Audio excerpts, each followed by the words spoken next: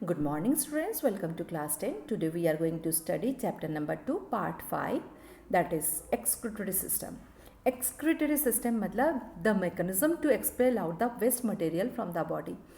जिस मेकानिज़म से हमारे बॉडी से वेस्ट मटेरियल हम बाहर निकाल देते हैं, मतलब दैट इज़ डिस्पोज करते हैं, उसको कहा जाता है एक्सक्रीटरी सिस्टम. वेस्ट किसे कहा जाता है? Due to metabolic process. अब व्हाट इज़ मेटाबॉलिक प्रोसेस? जैसे digestion is a metabolic process, respiration is a metabolic respiration, cellular respiration, वहाँ से क्या होता है, कार्बन डाइऑक्साइड प्रोड्यूस होता है. डाइजेशन से बहुत सारे अमोनिया, यूरिया, यूरिक एसिड, ये सारे प्रोड्यूस होते हैं. ये सारे वेस्ट के नाम पे आते हैं. द कार्बन डाइऑक्साइड जो होता है सेलुलर रेस्पिरेशन के बाद जो ऑक्सीजन एनर्जी देते हैं, और क्या होता है, कार्बन डाइऑक्साइड बाई प्रोडक्ट निकालते हैं. दैट इज़ यही कार्बन डाइऑक्साइड हम लंग्स के थ्रू बाहर एक्सपोज करते हैं, मतलब निकाल देते हैं. अदर नाइट्रोजनस वेस्ट जो होते हैं, यूरिया, यूरिक एसिड, अमोनिया, ये जो भी टॉक्सिन भी है, this toxin expel out through kidney. ये टॉक्सिन हम किससे निकालते हैं? किडनी के थ्रू. इसके मतलब ये नाइट्रोजनस वेस्ट के मतलब जो जिसमें किडनी है उसके थ्रू निकाले जाते हैं. अब नाइट्रोजनस वेस्ट 3 टाइप्स के होते हैं: ammonia, urea, uric acid. Ammonia किसे कहा जाता है? Animals which excrete ammonia are called ammonotelic. जो एनिमल्स अमोनिया को एक्सक्रीट करते हैं, मतलब अमोनिया डिस्पोज करते हैं, बाहर निकालते हैं एज अ नाइट्रोजनस वेस्ट, तो उनको वो क्या होता है, एमिनोटेलिज्म कहा जाता है उन लोगों को. दैट इज एग्जाम्पल है बोनी फिशेस, एम्फीबियंस एक्सेट्रा. बहुत ज़्यादा वाटर चाहिए ये इसको मतलब अमोनिया को बाहर निकालने के लिए, वेस्ट को डिस्पोज करने के लिए. तो दैट इज़ इसीलिए एक्वाटिक एनिमल्स मैक्सिमम एमिनोटेलिज्म होते हैं. Urea, animals which excrete urea are called ureotelic. जो एनिमल्स यूरिया को एक्सक्रीट करते हैं, बाहर डिस्पोज करते हैं, that is called ureotelic. Example है mammals, sea fishes. Urea excrete the kidney. Urea कहाँ से एक्सक्रीट होता है? किडनी के थ्रू. अब आते हैं uric acid. Animals which excrete uric acid are called uricotelic. Uric acid uricotelic है ना. जैसे एग्जाम्पल बर्ड्स हैं, रेप्टाइल्स हैं, इंसेक्ट्स है, ये यूरिकोटेलिक होते हैं. ठीक है. अब आते हैं human excretory system. This system consist of 2 kidneys, 1 urinary bladder, 2 ureters and 1 urethra. एक एक्सक्रीटरी सिस्टम में क्या क्या रहते हैं? 2 किडनीज होते हैं, यूरिनरी ब्लैडर होते हैं, 2 यूरेटर्स होते हैं, 1 यूरेथ्रा होते हैं. आप एक्सक्रीटरी सिस्टम के पिक्चर देखिए. ये देखिए 2 किडनीज, ये है 1 किडनी, और ये दूसरा किडनी जो बीन शेप के होते हैं. अब देखिए ये जो पोर्शन है, मैं आपको पहले ही बता दूं, ये जो पोर्शन है, ये पोर्शन में से सारे डक्ट यहाँ से घुसते हैं. इसको हिलम कहा जाता है. क्या कहा जाता है? हिलम. और देखिए हिलम से 2 पाइप निकाल रहे हैं, 2 ट्यूब्स. हिलम से 2 ट्यूब्स आ रहे हैं. ये 2 ट्यूब्स को हम कहते हैं यूरेटर. क्या कहा जाता है? यूरेटर. अब यूरेटर जाके ये यूरेटर जाके कहाँ, एक ब्लडर में मिक्स होते हैं. ये ब्लडर को कहा जाता है यूरिनरी ब्लडर. अब ब्लडर के नीचे से जो ब्लडर फुल हो जाने के बाद जो बाहर जाने के लिए जो रास्ता है, that is called urethra. Understand? तो कितने किडनी होते हैं? 2 किडनीज, 2 यूरेटर. किडनीज के नीचे से यूरेटर निकालते हैं, यहाँ से 2 यूरेटर होते हैं, और उसके बाद नीचे जाते हैं. यूरेटर जाके मिलते हैं एक ब्लडर में, और ब्लडर से यूरेथ्रा से बाहर निकल जाते हैं. ठीक है. दिस इज ह्यूमन मतलब एक्सक्रीटरी सिस्टम. अब इसके फर्स्ट आते हैं kidney. It is a dark brown colour bean shape structure. आपने देखा किडनी के स्ट्रक्चर कैसे होता है? बीन शेप और डार्क ब्राउन कलर होते हैं. अ पेयर ऑफ किडनी मतलब 2 किडनीज होते हैं, is located on the posterior side of the abdominal cavity and 3rd lumbar vertebra.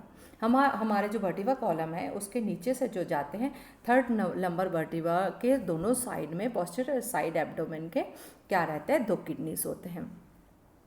On the concave side, आपको कनकेव साइड समझाया, जिस साइड से सारे यूरेटर निकल आते हैं, that is called concave side of the kidney. There is a opening, एक opening होता है कॉल्ड हिलम. इसको हिलम कहा जाए, through which ureter, nerves and blood vessels enter the kidneys. ठीक है. Inner part of the hilum की inner part of the funnel shape renal pelvis is found. मतलब हिलम के पीछे एक फनल शेप स्ट्रक्चर होता है जिसको कहा जाता है renal pelvis. Each kidney consist 2 part, outer cortex, inner medulla. मतलब कोई भी चीज़ के बाहर के पोर्शन को हम कहते हैं कॉर्टेक्स, अंदर के पोर्शन को कहते हैं मेडुला। तो each kidney consist 2 parts, 2 parts होते हैं एक एक किडनी में। बाहर के पार्ट को हम आउटर पार्ट कॉर्टेक्स कहते हैं, अंदर के मेडुला कहते हैं। ठीक है। Each kidney is made up of several millions functional units called nephron. अब मेन किडनी बनते ही हैं बहुत सारे मिलियंस ऑफ फ्रैक्शनल मतलब फंक्शनल यूनिट है, that is called nephron. Millions मतलब लाखों रहते हैं नेफ्रॉन्स। अब नेफ्रॉन्स द 2 पार्ट, नेफ्रॉन के 2 पार्ट होते हैं, renal corpuscle and renal tubule. Malpighian corpuscle भी कहा जाता है और रेनल कॉर्पसल भी कहा जाता है। तो नेफ्रॉन 2 पार्ट होते हैं, रेनल कॉर्पसल और रेनल ट्यूब्यूल। अगर मैल्फिजियन कॉर्पसल है तब भी राइट है। तो रेनल कॉर्पसल में 2 चीज़ में डिवाइड है, ग्लोमेरुलस एंड बाउमन्स कैप्सूल। क्या है? Glomerulus and Bowman's capsule. देखिए आपको नेफ्रॉन के शेप दिखाती हूँ कैसे हैं।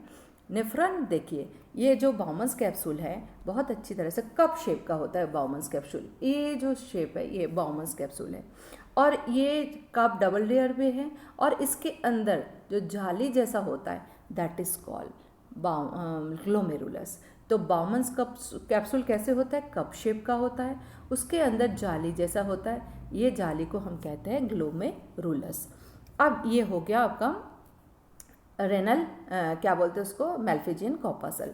अब रेनल ट्यूब्यूल, ये जो ट्यूब अभी जाता है, ये पूरे ट्यूब, ये ट्यूब को कहा जाता है रेनल ट्यूब्यूल। अंडरस्टैंड? तो ये पोर्शन होते हैं नेफ्रॉन के। तो नेफ्रॉन तो 2 पार्ट हो गया, रेनल कॉर्पसल, रेनल ट्यूब्यूल।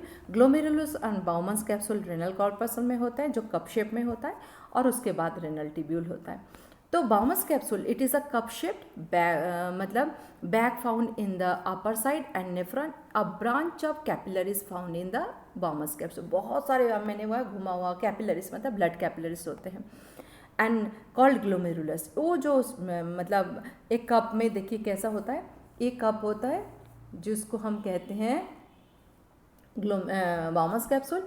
इसके अंदर जाली जैसे ऐसे बहुत सारे मतलब ब्लड कैपिलरीज होता है, ये ब्लड कैपिलरीज को हम कहते हैं ग्लोमेरुलस और ये कप को हम कहते हैं बाउमन्स कैप्सूल। ठीक है।